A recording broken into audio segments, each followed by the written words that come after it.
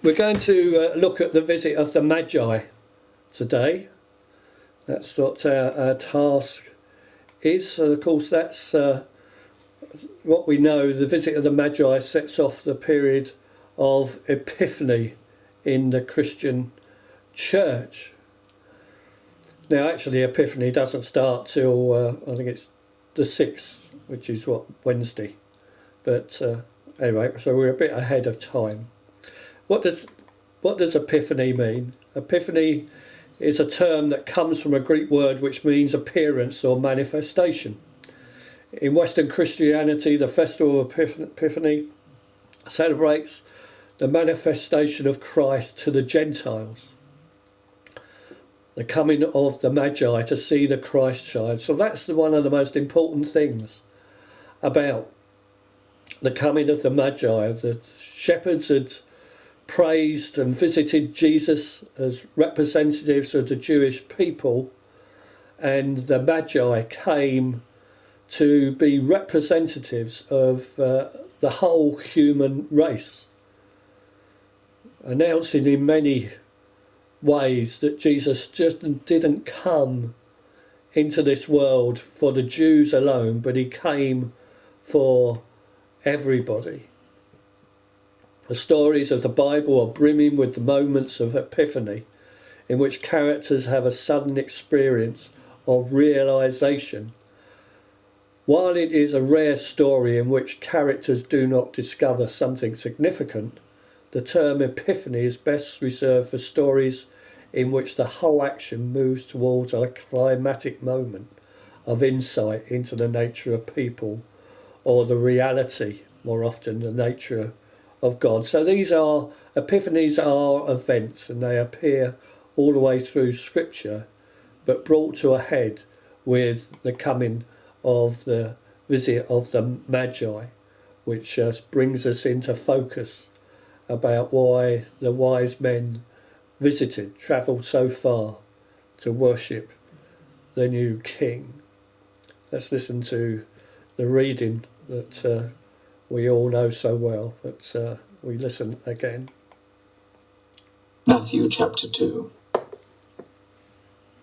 After Jesus was born in Bethlehem in Judea during the time of King Herod, Magi from the east came to Jerusalem and asked, "Where is the one who has been born King of the Jews?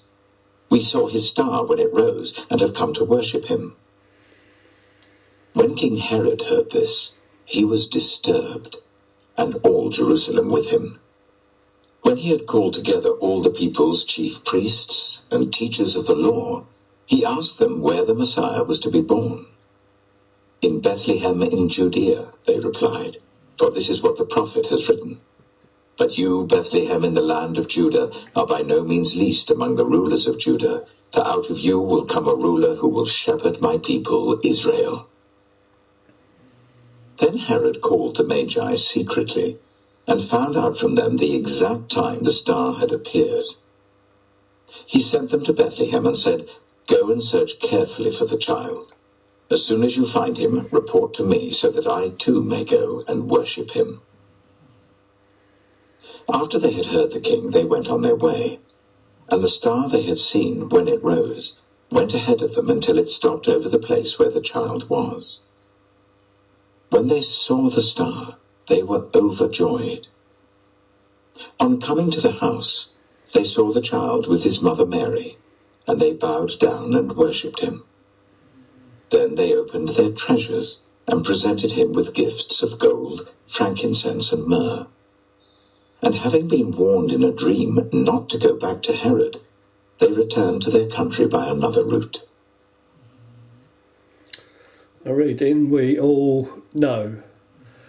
But from our discussions last night, we realised that the Magi could not have arrived before the 8th of February in our calendar, if we take into account Luke's timetable of events.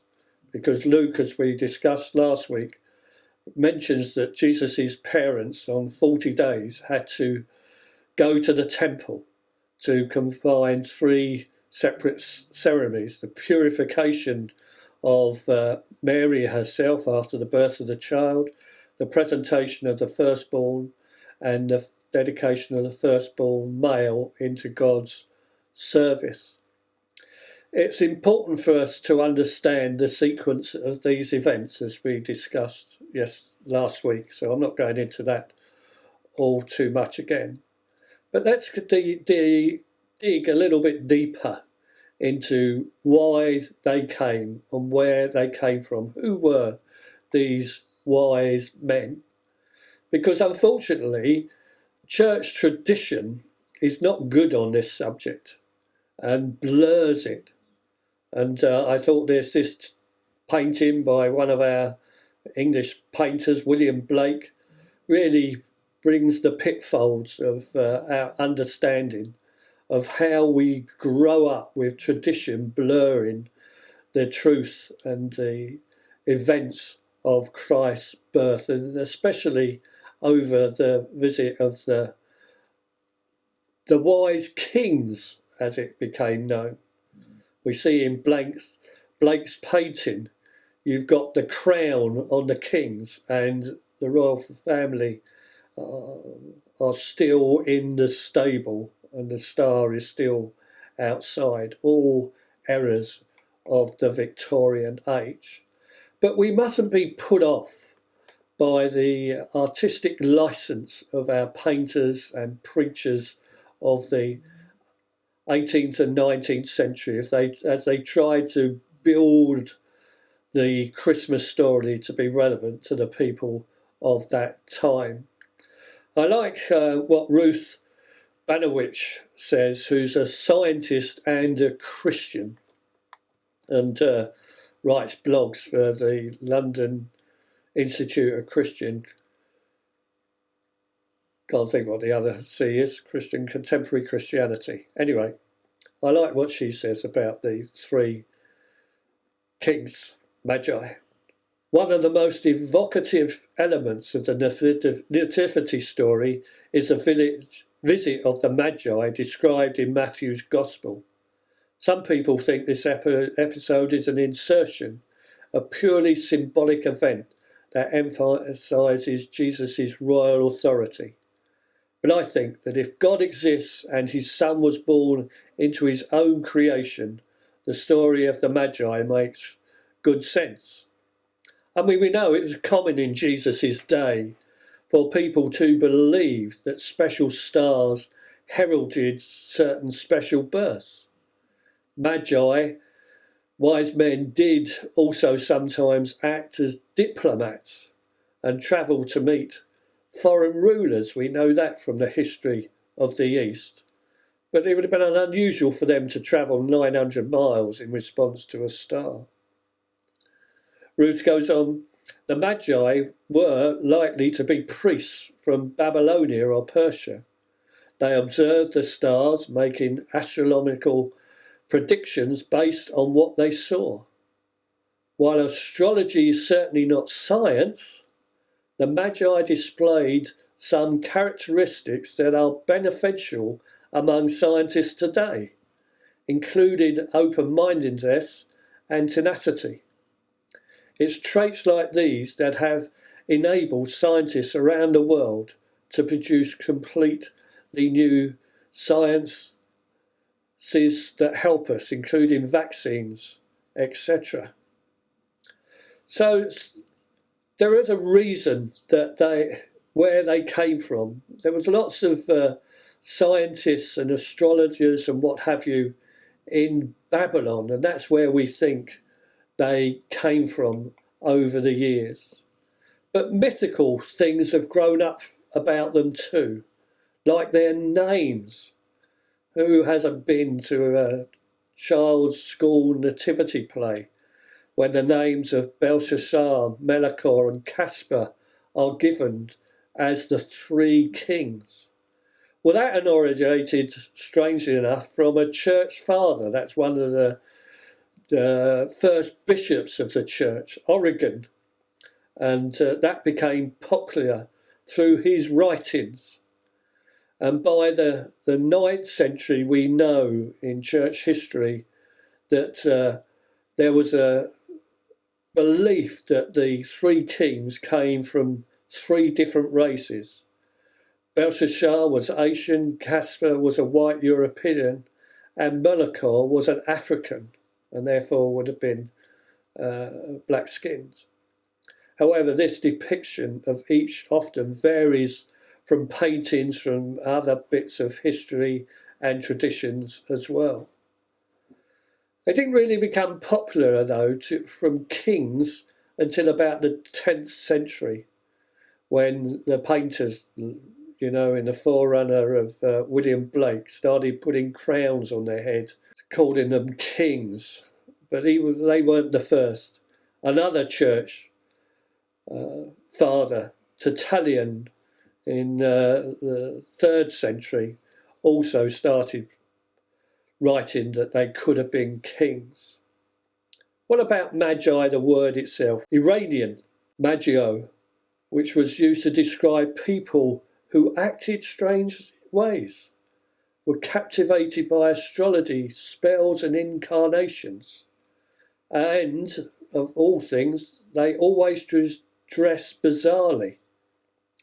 And of course, Magiola is where we get the Latin word magi, and which we get magician today. But it's more than likely they came from Babylonia. There was a great centre of mystics and astrologers in Babylon, Baghdad as we know it now.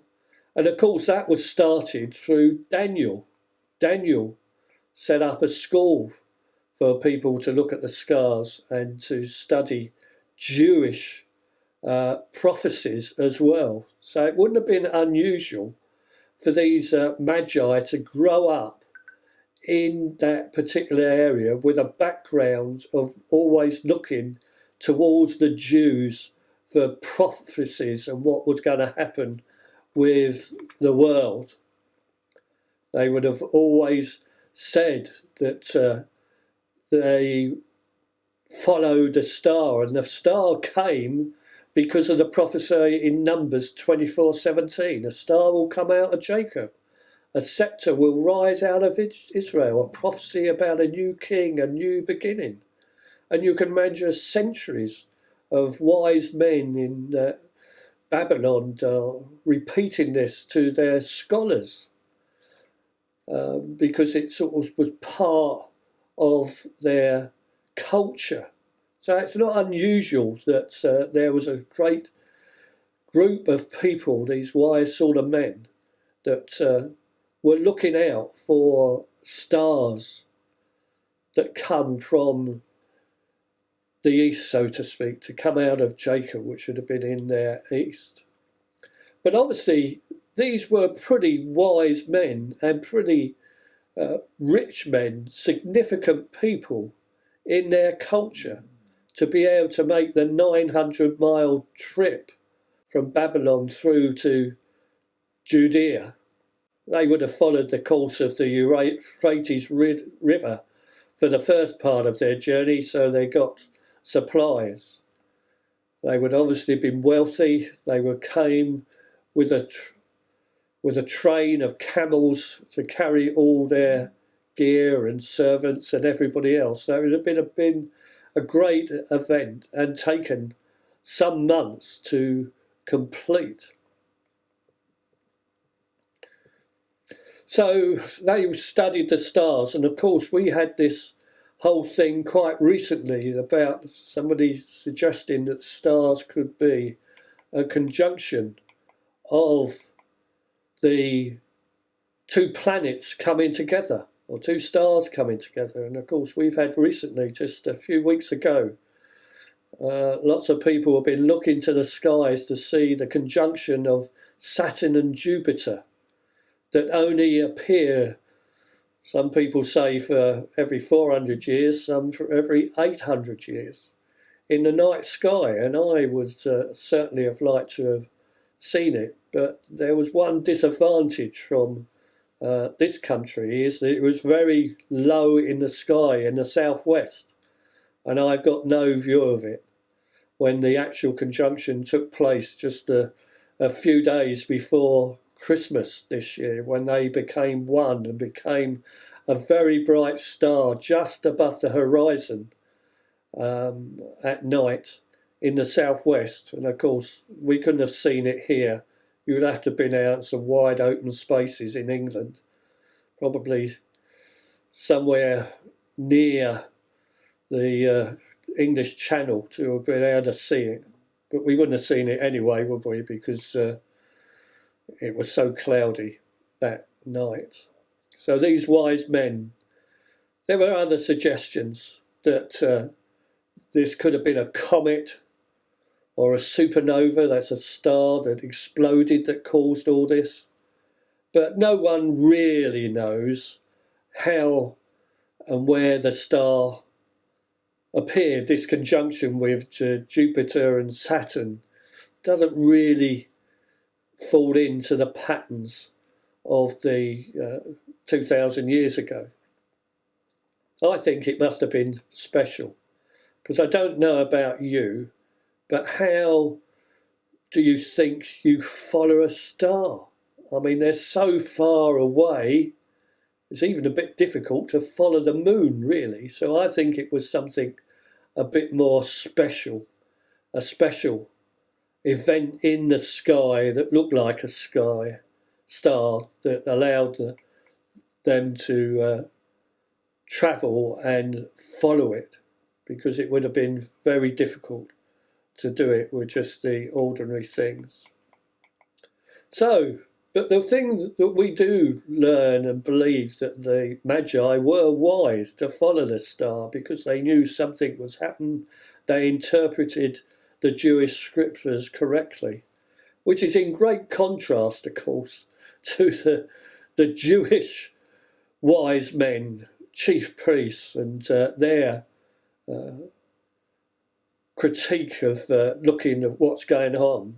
They'd only had to look out the window to see the star over Bethlehem from Jerusalem, because Jerusalem was only 6 miles south of Jerusalem itself, Bethlehem.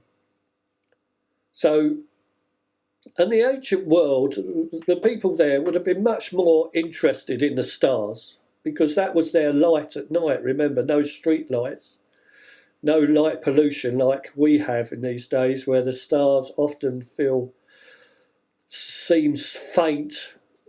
You know, I often look out, I know where the North Star is, Polaris star, in my evening walk with Esther. And I'm only able to see that perhaps on a dozen nights during the year, not much more, because of the pollution that hangs over Reading to the north. So, but the ancients would have been much more, because the stars would have seemed much brighter to them when they had clear skies. And the other reason that we says is Ruth Banachwitz says, God often used people from other nations, including kings of Babylon in Daniel's time, to accomplish his purposes. In a similar way, God used these people to study the stars to honour his son's birth. The Magi were willing to follow this star because it led eventually to them paying respects to a child from a very ordinary home that they believed was the expected one, a far cry from a palace in Jerusalem to see that. Ancient scientists had sussed it out and came because they believed that it was correct for them to worship the Lord Jesus, and that's what they did, and went to great expense and trouble to come and worship him. Whereas Herod, what about Herod? Well, he was ruled in Judea for 40 years. We know he ordered when he found out what the Magi had found out. And when he questioned them, he found out that he was going to be born this son, and so he had the innocents slaughtered, didn't he, in Bethlehem, all those under 2 years. But Herod even killed 2 of his sons and 1 of his wives because he thought there was a threat to his own reign. So Herod would have had no hesitation to kill a prophecy about a new king coming, because he was worried about his own security. He was a tyrant, Herod. But fortunately, the wise men were wise enough to suss him out and never went back to him. But their visit was important because the Magi's story revealed to us that Jesus is and was the long-expected Messiah. Nigel Wright says this: what Matthew tells us is political dynamite. Jesus, he is saying, is the true king of the Jews, and old Herod is the false one, an upsurger, an impostor. As we shall see, this Herod died soon after Jesus' birth, but his son ruled on, and one of them, Herod Antipas, plays a significant role in the developing his story when Jesus began his mission 30 years later. The house of Herod did not take kindly to the idea of anyone else becoming king of the Jews. Let's look briefly then at the significance of these gifts to remind us. Well, we know gold, frankincense and myrrh. Gold was a precious metal, and not many people other than rich people actually owned gold. But it was a significant gift, of course, for a king. The Bible doesn't tell us anything that's special about these gifts, but we know from the history of everything that gold was very special. And God valued gold as well. He ordered that the Ark of the Covenant would be covered with it, the candlesticks would be made of it, to have a rightful place in the worship at the temple. Frankincense was a highly fragrance when burned, and was used in temple worship as well. It was very much a priestly item that priests would have used in the temple and in synagogues, etc. But again, it was very expensive. The ordinary person wouldn't have been able to buy it. But of course, Jesus, we know, was a priest and a king, so it was a significant gift from him. And of course, then we got myrrh.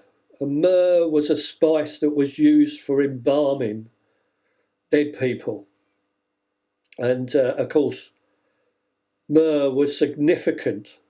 Another expensive item, not the ordinary rank and file people of Judea would have been able to afford myrrh to embalm their bodies of their families, but of course rich people and kings were. And so these were significant gifts. The Bible Org says this: the narrative underscores the truth that Matthew is presenting, that Jesus is the promised Messiah, and that he in truth was a real threat to the reigning king, because he was evil but a source of joy to the nations. But there is more here than a visit to a child who will be king someday. These Magi worshipped him. They bowed down and worshipped him. That was the intent of their coming. And so the narrative also reminds us that this child Jesus was far more than a future king. He was divine and could be worshipped. And Jesus finally was born under the shadow of the cross. All these gifts were signs. All the things that happened in that birth, in those few opening weeks of his life, the visit of the shepherds and the visit of the kings, and Mary and Joseph taking him to the temple, were all signs that Jesus was the coming Messiah, but he was a Messiah that was born under the shadow of the cross. The shadow of the cross falls across the story of the Nativity from beginning to end. But it wasn't going to be the shadow of the cross in his young life. God saw to it that Joseph and Mary and Jesus escaped the persecutions of those early years, and allowed Joseph, Mary and Jesus to escape to Egypt. So the wise men came and worshipped him, gave him gifts and honoured him. That's a sign that if these pagan people, advisors to kings in Babylon, a pagan society, understood the reality of the birth of Christ, then we should be able to do the same today.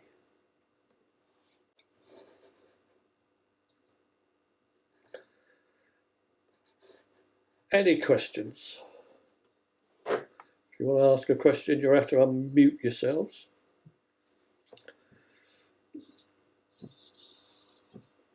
Thank you, Ray. Very informative as always. Well, I hope it's a bit more unfortunate. I hope it all helps us in our lives of following Jesus and being his disciples. Thank you. Good. One more song to come, which I think you will enjoy as a suitable song for the first Sunday in the new year. But just to say, Wednesday, house groups all right on Wednesday. Reading not playing football on Wednesday nights for the next two months. Hopefully, fingers crossed. No, don't do that sort of thing. So we'll meet on Wednesday. Now, I thought Ilona sent me a video from somebody who had some interesting thoughts on the whole nativity story and everything. So I thought we'd look at that, along with the discussion that and the things that Edda go to when we talked about swaddling clothes. I've dug up a bit more about that when we was talking about swaddling. So I thought we'd put those two things together and discuss these two things that have come out of our understanding of Christmas and Christ coming on Wednesday night. Okay, so Wednesday night we'll meet again. So before Sainsbury's knocks at my door, we'll have a last song.